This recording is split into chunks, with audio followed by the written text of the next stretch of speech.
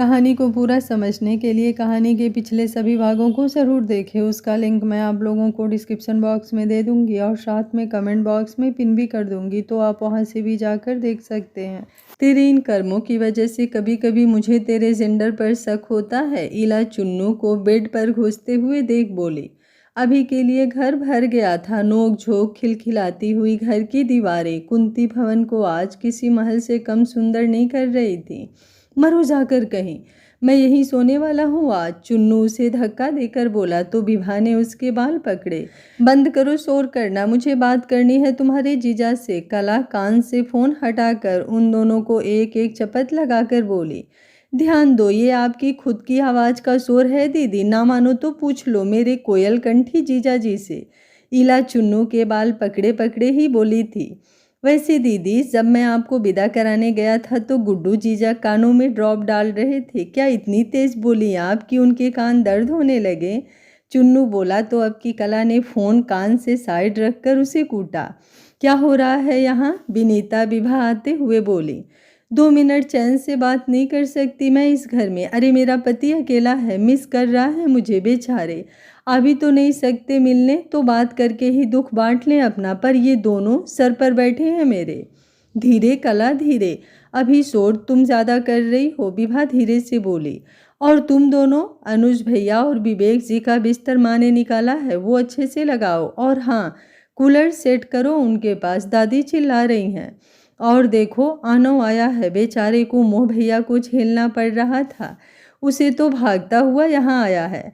माँ और चाची काम कर रही हैं तो तुम इला जाकर उसे खाना दे दो।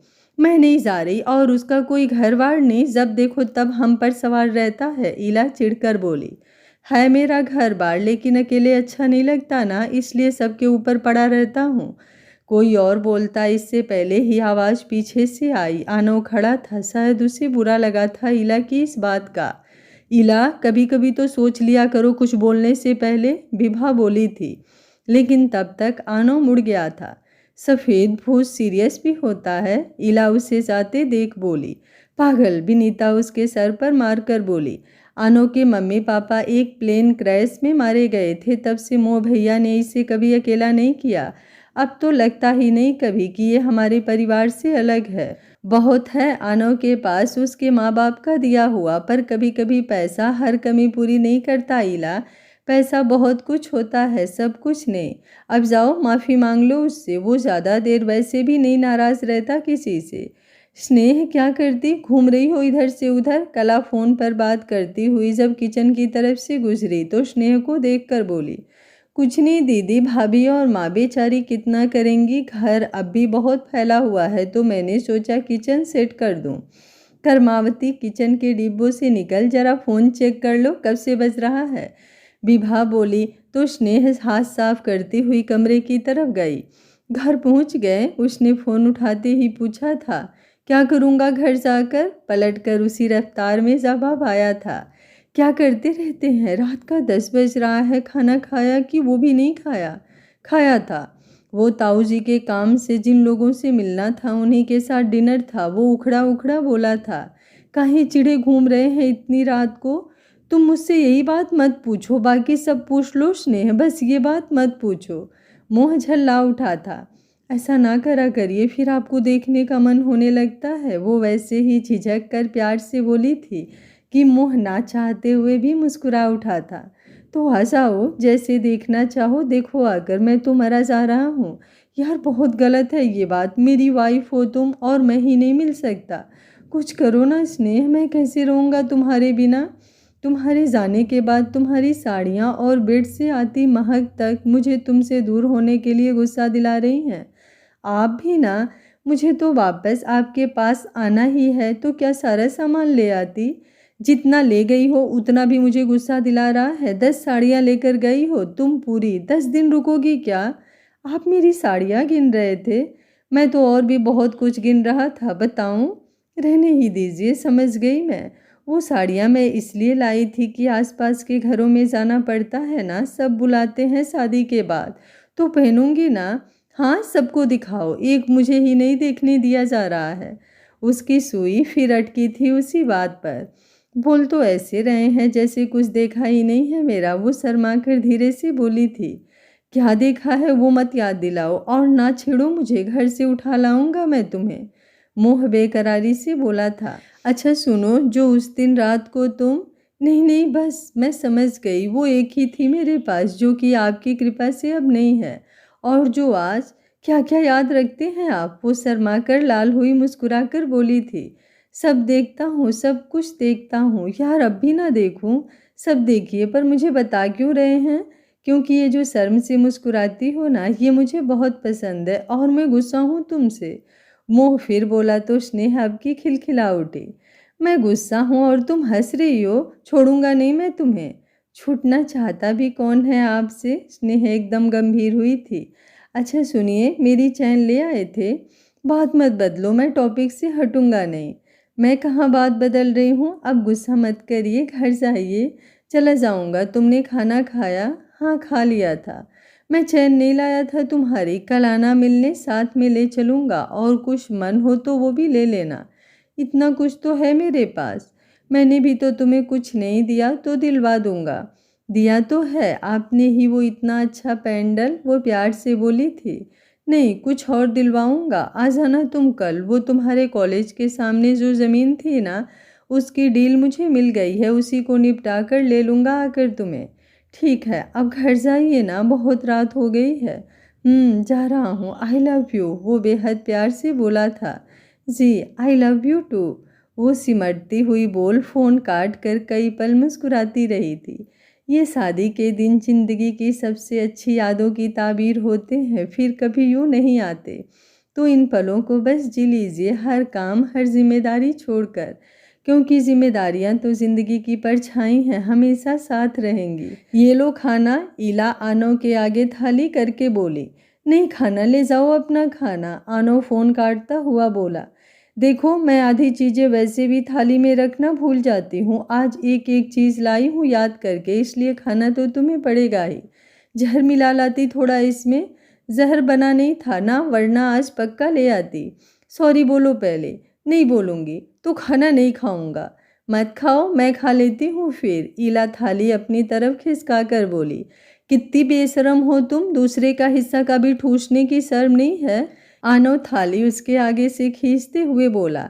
खा लेता हूँ सिर्फ इसलिए क्योंकि खाने का अपमान नहीं कर सकता, वरना तुमसे तो नाराज हूँ मैं। वो मुंह बनाकर बोला तो इला देवी मुस्कुराई। अच्छा सुनो, मेरा वो मतलब नहीं था, मैं तो कुछ भी बोल जाती हूँ, दिल पर मत लेना। वो इधर उधर देखते हुए बोली। जानता हूँ दिमाग खाली है तुम्हारा, तो बुरा क्या मानना। भलाई हजम नहीं होती ना तुम्हें? नहीं होती, अब तुम्हें जो हजम करना सीख जाए उसे कुछ और कैसे हजम होगा। आनो उसकी तरफ देख मुस्कुराया था। सोच लो, जीवन बीमा करवाना पड़ सकता है फिर। मैं कल ही एजेंट को बुलवा पूरी फाइल खुलवा लूँगा, तुम कहो तो एक बार। पहले बताओ, बात किस लड़की से कर रहे थे अभी? जेलस हो रही हो? नहीं बिल्कुल नहीं, तुमने मुझे क्या समझ रखा है, मेरी चीज़ों पर जो हाथ लगाएगा उससे मैं जेलस होकर रोने लगूंगी? मुँह भी तोड़ सकती हूँ। तो मान लूँ मैं तुम्हारी चीज़ हूँ, आना उसकी आंखों में देख कर बोला। खाना खाओ, इला उठकर जाती हुई बोली तो आना उसे प्यार से तब तक देखता रहा जब तक इला उसकी नज़रों से ओझल ना हुई। हाय, मुझे यही पसंद आनी थी, वो खुद से बोला और खाना खाने लगा।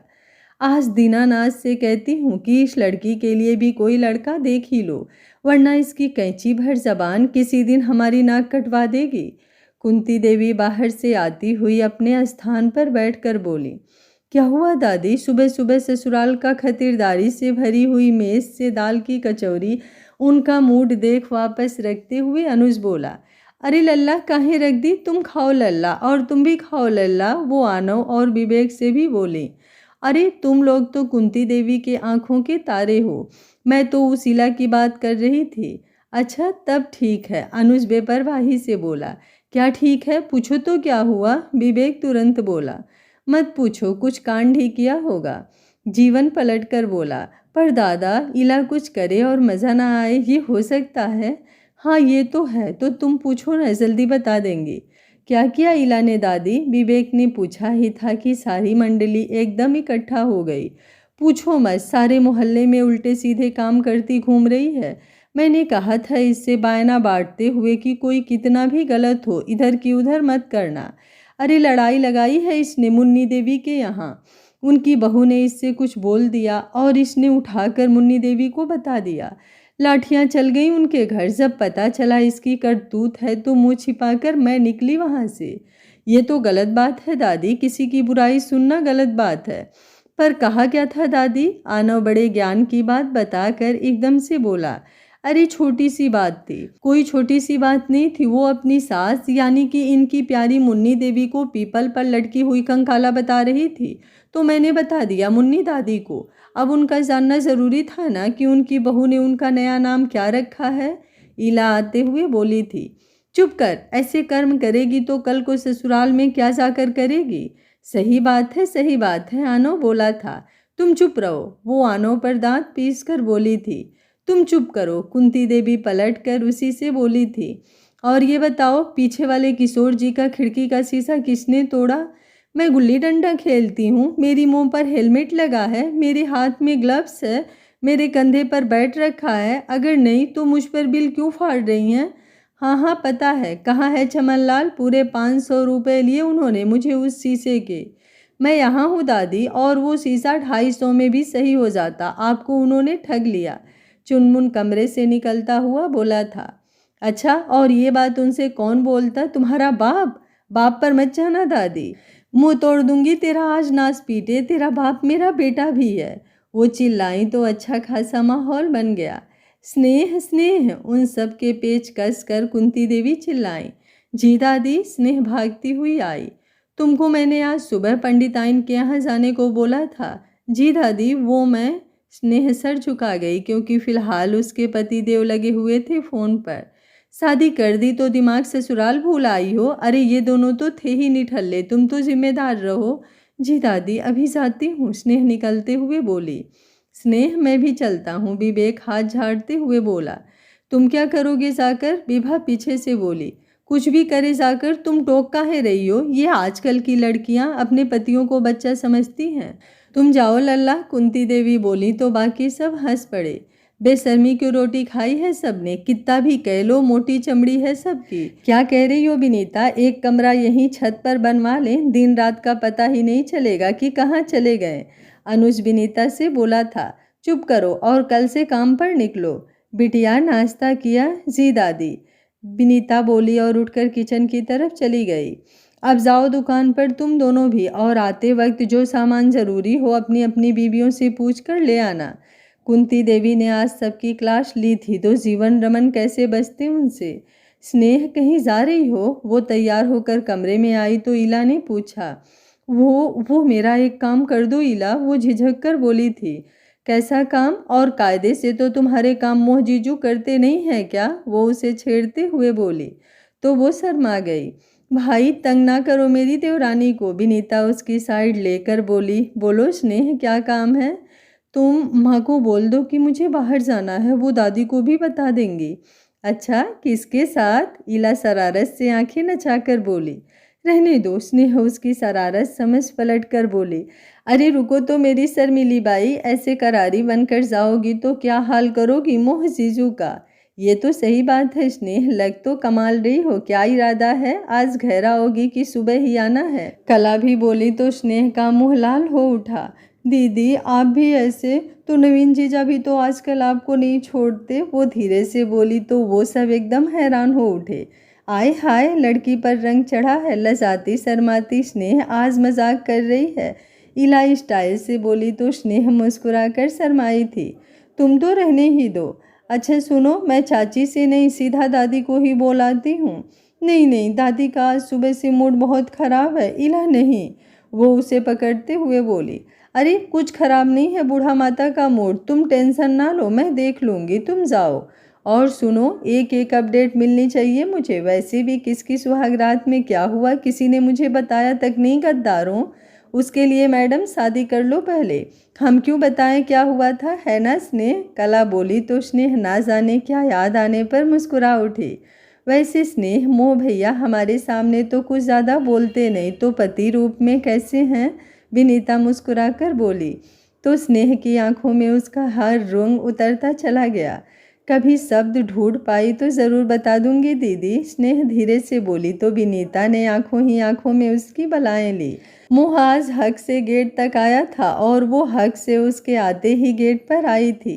पीछे पीछे इला और कला भी आई थी और उनके पीछे अनुज, विवेक, विनीता और ज्योति, रीमा सब आकर मिले थे मोह से। अनुज जा रहा था, आज उसे कुछ अपना काम था तो वो भी तैयार होकर बाहर ही आ गया था। क्या बात है जीजू, कट्टो लग रहे हो। इला हाथ भर की बड़ी चप्पल पहने मोह के चारों ओर नाचकर बोली थी। White collar T shirt, black jeans, आंखों पर चश्मा और हाथ में घड़ी, बस इतना ही, पर लाजवाब लग रहा था वो। तुम भी अच्छी लग रही हो, बस चप्पल पीछे से काट दो थोड़ी। मोह उसके कंधे पर हाथ रख सबसे पीछे खड़ी स्नेह को देखकर बोला। भाई अंदर नहीं चलोगे, विवेक बोला तो मोह ने उसे घूरा। तुम पहले बाहर निकलो, तभी तो अंदर मेरे लिए जगह बनेगी। और आप नहाए भी आज की नहीं? मोह अनुज को देखकर बोला। नहाया था, कपड़े बस अतरंगी हैं। होंगे ही, जीवन की पैंट और रमन का शर्ट जो है। ये तुम्हारी भाभी सिर्फ अपने कपड़े जो लेकर आई, मेरा सारा सामान बेड पर रख कर भूल आई है। और कोई इज्जत बढ़ी है यहाँ आप लोगों की? मोह सर हिलाकर बोला। पूछो मत, कम से कम इला और चुन्नू से ज़्यादा ही इज्जत है। अनुज बोला तो आनो और विवेक हंस पड़े। जीजू, अनुज बोला ही था कि पीछे से चुन्नू, जो कि अभी हाथ में जलेबी लेकर आया था, आते ही मोह को देख उसके गले में लगभग लटक ही गया।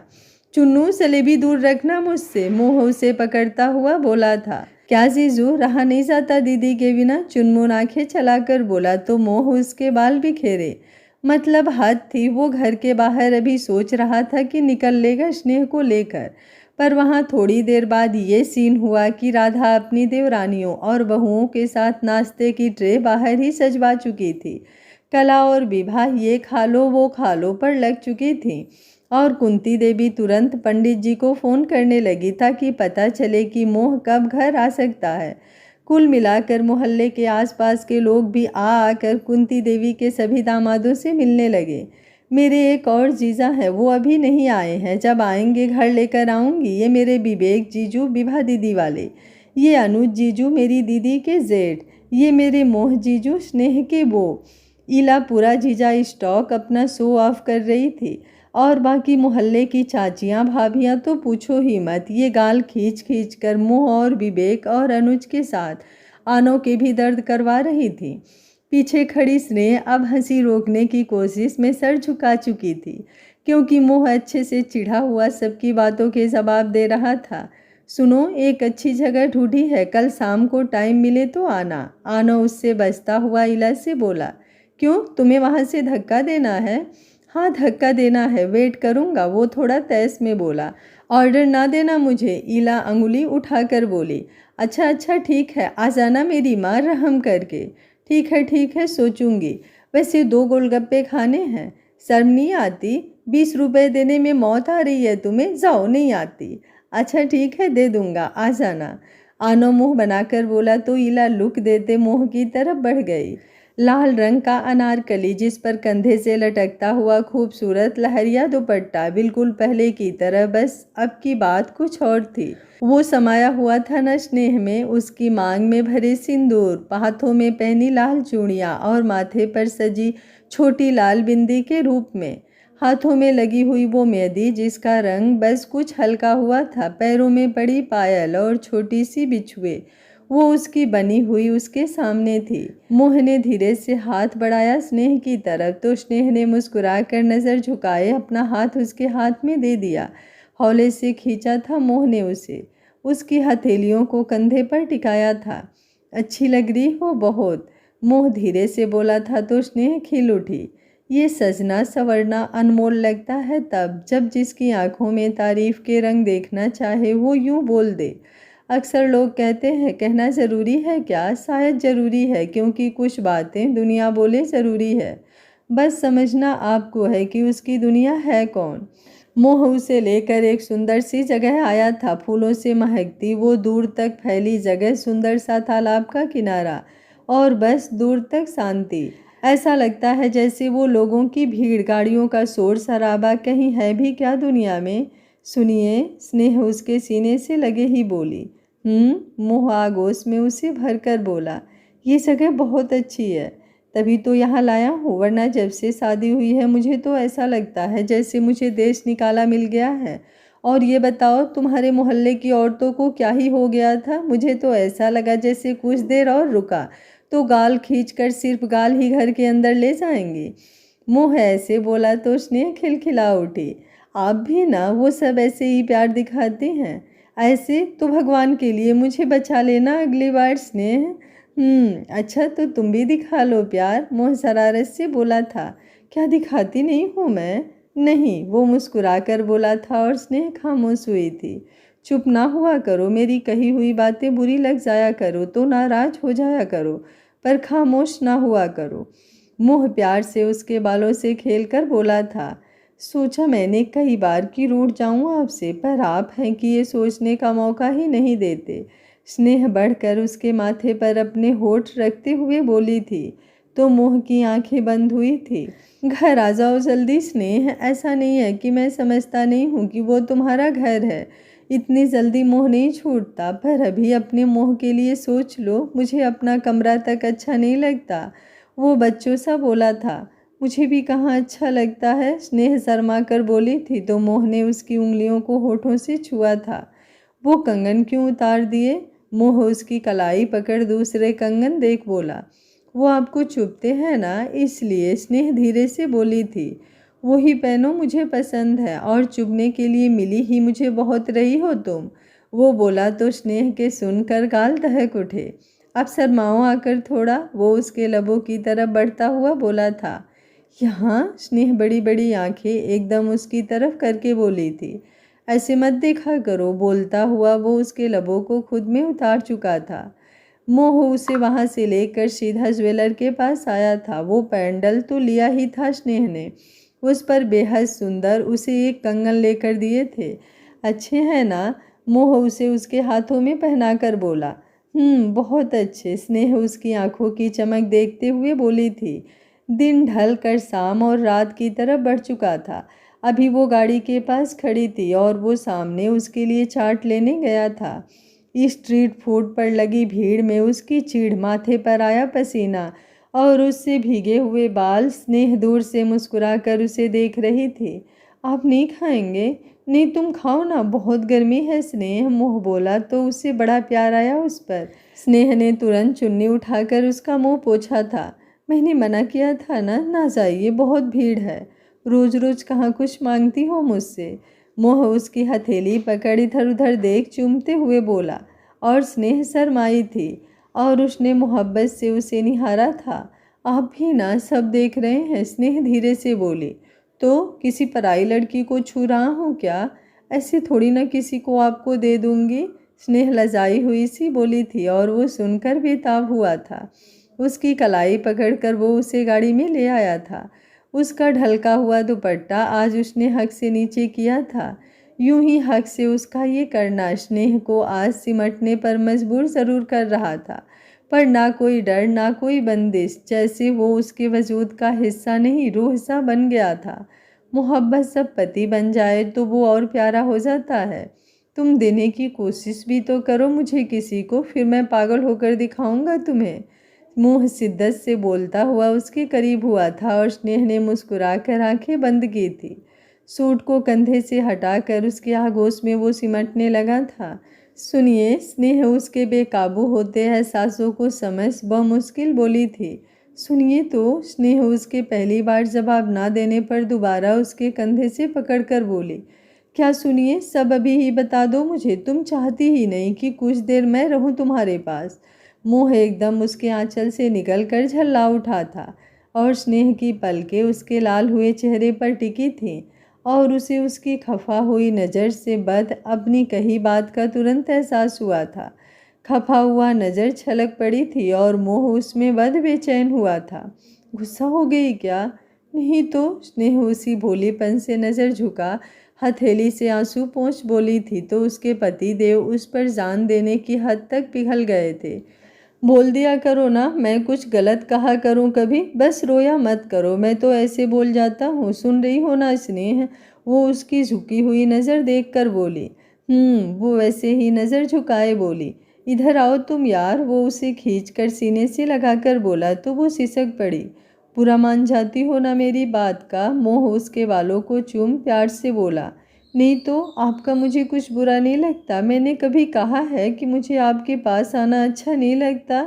स्नेह धीरे से बोली थी। नहीं, पर कभी अच्छा ना लगे तो बता देना, मैं मान जाऊंगा। स्नेह मोह बंद पलकों से बोला था। उसका यूं सिमट कर उसके आगोश में आना सुकून ही तो था। उसने धीरे से उसे खुद से अलग किया। चोटी से निकली बिखरी बिखरी लटें, मांग में कुछ बिखरा फैल चुका सिंदूर, नम हुई आंखों से बढ़ी हुई उसकी आंखों की सुर्खी, खुला हुआ गला जिसमें उसके होठों के स्पर्श की लालिमा। वो अभी धीमा मुस्कुराया था क्योंकि नज़र उसके लबों पर टिकी थी जिसमें लगी हुई वो लिपस्टिक अभी गायब थी। स्नेह उसकी नज़र और लबों की मुस्कुराहट समझ सी गई थी। उसने शर्म से नज़रें उसके सीने पर टिकाई थी।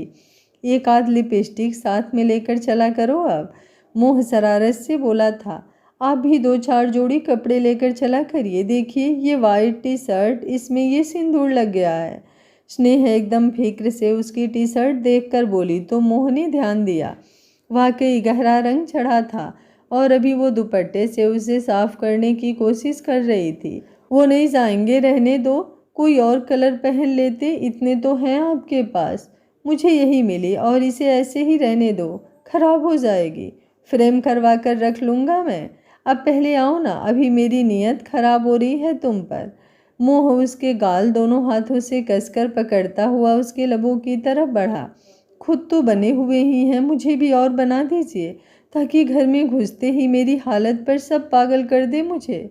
स्नेह उसकी कलाई पर हथेली रख उन गोल हुए होठों से बोली थी तो मोह बेकरार हो उठा था। पागल तो मैं हो गया हूँ, चलो घर में नहीं जा रहा तुम्हें वापस छोड़ने। अब वाकई हंगामा करूँगा किसी दिन मैं यार, मुझे मेरी बीबी मिल क्यों नहीं रही है? वो उसके लबों को समेटने से पहले यूं बोला कि स्नेह मुस्कुरा भी ना सकी थी। रात का 10 बज चुका था। अभी के लिए स्नेह अपने पति देव के बालों को उंगलियों से संभालती हुई, दुपट्टे से उसके गाल पर लगी हुई लालिमा और साथ में आए पसीने को हटाने में बिजी थी। बिखरे हुए बालों में लाल हुए चेहरे पर मदहोशी से कटीली हुई पलकें के साथ वो टी शर्ट निकाल कर स्नेह को दिए हुए ऐसे ही अभी गाड़ी में झुका हुआ था। दरअसल गाड़ी का एसी कुछ काम नहीं कर रहा था और उसे इतनी गर्मी लग रही थी कि स्नेह को उसे देखकर फिक्र हो रही थी। सुनिए, मैकेनिक को बुला लीजिए ना। नहीं, ज़्यादा दिक्कत नहीं है, बस पानी खत्म हो गया था। मोह उसके दुपट्टे से मुंह पोंछकर बोला। फिर गाड़ी का बोनट बंद कर 2 कदम पीछे हुआ। अब टी शर्ट पहन लीजिए अंदर चलकर, अब तो चल जाएगा ना एसी। वो कुछ दूर लव मीटिंग स्पॉट पर इक्का दुक्का गाड़ियों से झांकती हुई और टहलती हुई लड़कियों को देख कुछ जलन से बोली। वो उसकी मीठी सी जलन से अनजान उसकी तरफ देखकर बोला तो उसकी जांचती हुई नज़र जैसे उसे मुस्कुराने पर मजबूर कर गई। मोह ने उसे तुरंत कमर से पकड़ अपने पास खींचा था। उसने की पलकें एकदम उठी थी और फिर वो धीरे धीरे से उसके गाल को चूमता हुआ कान के पास आया था। अभी कोई देख रहा है क्या? वो धीरे से बोला था। अब लड़कियों के साथ साथ बाकी सब दुकान वाले और लड़के भी देख रहे हैं। स्नेह कुछ मासूमियत से बोली तो फिजा में मोह की मुस्कुराती हुई हंसी गूंज उठी थी। कौन कहता है कि मोहब्बत जताने बताने या समझाने के लिए कुछ तैयारियां करनी पड़ती है। इश्क तो वो रंग है जो प्रकृति के हर रूप में समाया हुआ है। बस कुछ पल वक्त देकर देखिए, नज़र उठाकर उसे किसी के चेहरे पर टिकाकर तो देखिए, हर मौसम अच्छा और हर जगह स्वर्ग बन जाएगी। स्नेह बालों का जूड़ा लगाते हुए अपने पास से आती हुई वो भीनी महक महसूस कर मुस्कुरा उठी। आजकल ये उसके पति देव की भीनी भीनी खुशबू उसे अपने अंदर आती हुई से महसूस होती थी। दिल तो उसका भी दुखता था जब वो उसे छोड़ वापस गाड़ी में बैठता था। मोह उसका सिर्फ नाम नहीं है, आजकल स्नेह का हर मोह उसमें समाया हुआ था। स्नेह ने धीरे से आगे बढ़ कला के हाथ से मोबाइल लिया जो वो शायद बात करते करते पकड़े ही सो गई थी। हर वक्त सबकी मुस्कुराहटों से गुलजार घर अभी शांत था क्योंकि सब सो चुके थे। उसने धीरे से ईला को पलटकर बेड के कोने में जगह बनाई और आंखें बंद कर लेट गई सुकून की नींद लेने। अगली सुबह जब उसकी आंखें खुली घर में खटपट होने लगी थी। स्नेह ने टाइम देखा, सुबह का 5 बज रहा था। वो अलसाती हुई बाहर आई। इन दिनों दिन देर से निकलता था। क्या हुआ भाभी, आज बड़ी जल्दी काम शुरू कर दिया आपने? स्नेह ज्योति को देखकर बोली। हाँ स्नेह, आज तुम्हारे जेठ जेठानी जा रहे हैं ना, तो दादी कह रही हैं मीठे पुए बना लो और बाकी सब नाश्ता भी तो बनाना है, इसलिए साथ में जाने वाला सामान माँ कह रही हैं अभी बना लो। विवेक जी की कोई मीटिंग है तो विभा भी साथ ही जाएगी। अच्छा ठीक है, मैं आपकी मदद करवा देती हूँ, मैं अभी नहा करके आती हूँ। अरे रुको स्नेह, विनीता दीदी नहा रही हैं वहाँ, तो तुम थोड़ा रुक जाओ, तब तक चाय बना दो ना। ऐसे ही देखो विवेक जी चिल्ला रहे हैं, विभा उठकर आते हुए बोली। मैं नहा चुकी हूँ। अरे स्नेह, वो वॉशिंग नहीं चल रहा है, विनीता हाथ में कपड़े पकड़े हुए बोली। लो फिर बंद हो गया, कितनी बार कहा है कि ये कबाड़ वॉशिंग हटा दो, पर नहीं, मेरी तो कोई सुनता ही नहीं है। सब काम होते हैं, एक यही नहीं होता। राधा चिल्लाई थी। माँ आप चिल्लाना बंद करिए, सुबह सुबह चुन्नू चला लेता है मशीन, ना जाने कैसे, अभी जगा देती हूँ उसे, विभा बोली थी। थोड़ी देर बाद चुन्नू मुंह बनाता हुआ वॉशिंग मशीन के पास खड़ा था। पेचकस कहाँ है? वो गाल पर हाथ लगाता हुआ नींद में ही धीरे धीरे बोला। वो तो तुझे पता होगा, इंजीनियर तो तू है ना, सरिता तपाक से बोली। माँ ताना मत मारो, इंजीनियर कानों में पेचकस डालकर नहीं सोते। चुनमुन जबरदस्ती आंखें खोलकर बोला। अरे हाँ, इला के पास था, कल वो पंखे में घुसी हुई थी, उसे लेकर, विनीता बोली थी। हे भगवान, पंखा भी बंद हो गया। कल ऐसा कोई काम हुआ है जिसमें हमारी नाक ना कटी हो इन बच्चों के सामने? अब कुंती देवी भी मैदान में उतर चुकी थी। और ना दो मुझे पैसे, 1000 बार कहा है बूढ़ा, 2-4 लाख मुझे महीने में दे दिया करो। देखो फिर वॉशिंग के साथ साथ आपके लिए जकूजी भी लगवा दूंगा। चुप कर, तू अपने पास रख कुजी नूजी। इला इला, कुंती देवी वहीं से अपनी बुलंद आवाज में चिल्लाएं। लगभग 5 मिनट गला फाड़ने के बाद इला बाल झाड़ झक्कड़ बनाए उन सब के सामने थी। क्या है, दिमाग के पेच कस लिए हो तो पेचकस लाओ, चुनमुन बोला था। सवेरे सवेरे मेरे मुंह ना लगो तुम। इला उंगली उठा चुन्नू की तरफ बढ़ी थी। कृपया रेशमी जुल्फे हटाकर बात करे, भटकती हुई आत्मा लग रही हो, चुनमुन उसकी तरफ देखकर बोला। तो बाकी सब भी हंस पड़े। उसके बाद लगभग सभी वॉशिंग एरिया में आ गए थे। आखिर सुबह सुबह मुंह नोचने की हद तक चुन्नू और इला की लड़ाई के साथ वॉशिंग के परखच्चे उड़ गए थे, गलत तार जोड़ने की वजह से। क्या फ़ायदा कॉलेज फाड़ने का, खाली फीस ही तो दी जा रही है, ना बोलने की तमीज़ सिखाई, ना कुछ पढ़ाई लिखाई। आसपास के बच्चे क्या से क्या बन गए, एक हमारे घर के बच्चे जाने क्या बन गए, हमें ही नहीं समझ आए। सुबह सुबह होते इसी रफ्तार से कुंती भवन में तरह तरह के व्यंजन और शैम्पू साबुन की खुशबू के साथ कुंती देवी की आवाज़ भी इला और चुन्नू पर गूंजी, जिसका उन दोनों पर लेस मात्र असर नहीं था, क्योंकि फिलहाल चुन्नू अनुज के साथ मिलकर नई वॉशिंग ऑर्डर कर रहा था। कला ने उठकर जैसे तैसे अपनी आवाज़ का उपयोग कर पड़ोस की ऊंचा सुनती देवकी चाची की वॉशिंग में सबके कपड़े धो लिए थे। दोपहर तक सब पूरी पकवान तैयार हो गए। फिर तय हुआ कि यहीं से वो मीटिंग करके वो शाम को घर निकल जाएंगे। रमन पंडित जी को ले आया था। कुंती देवी ने मोह और गुड्डू जी के आगमन की डेट और कुछ पूजा पाठ जरूरी बातों का उनसे मुहूर्त पूछा। इधर स्नेह सारा सामान समेट कर अपने पति परमेश्वर को फ़ोन करने के लिए बैठी।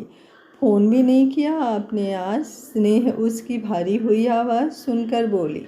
आज तबीयत कुछ नासाज लग रही है। मायके की भाग दौड़ और प्यार भरी छोटी छोटी जिम्मेदारियों के बीच शायद थकान की वजह है। फिर भी मैं आप लोगों के लिए पाठ तैयार करती हूँ, क्योंकि आप ही लोगों की तरह मुझे भी मोह और स्नेह से बेहद प्यार है। लेकिन फिर भी आप लोग कमेंट्स और लाइक में कंजूसी करते जा रहे हो, ये तो अच्छी बात नहीं ना है। कल इला और अनु की पहली अनोखी डेट देखने के लिए तैयार हैं आप लोग, या फिर कहानी आप लोगों को बोर कर रही है? मुझे कमेंट बॉक्स में अपनी राय ज़रूर दीजिएगा, तो मैं कहानी को जल्द ही एंड कर दूंगी। मुझे आप लोगों के प्यारे प्यारे कमेंट का इंतज़ार रहेगा। Thank you for watching. मिलते हैं कहानी के अगले भाग में, तब तक स्वस्थ रहिए, मस्त रहिए, अपना ख्याल रखते रहिए।